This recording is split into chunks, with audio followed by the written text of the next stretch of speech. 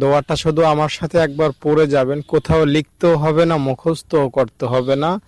একবার পড়বেন, দুইবারও না। আপনার গোটা জীবনের জানা অজানা যত গুনাহ আছে সব মাফ হবে। ছোট গুনার কথা বলছি না, বড় বড় গুনাহ, যেমন মিথ্যা বলেছেন, হিংসা করেছেন, নামাজ পড়েন নাই, রোজা রাখেন নাই, সুদ খাইছেন, এই রকমের মারাত্মক ভয়ঙ্কর লেভেলের গুনাহের কথা আমি আপনাকে জানাচ্ছি। ইনশাআল্লাহ এই দোয়াটা এতই অ্যাকশনে ভরপুর, যেই পড়বে সাথে সাথে অ্যাকশন। এই দোয়াটা যদি আজকে ফেরাউনও পাঠ করত, ফেরাউনের গুনাহ আল্লাহ মাফ করে দিতেন। তাই আপনি তো ফেরাউন না, ফেরাউনের মতো তো গুনাহ আপনার নাই।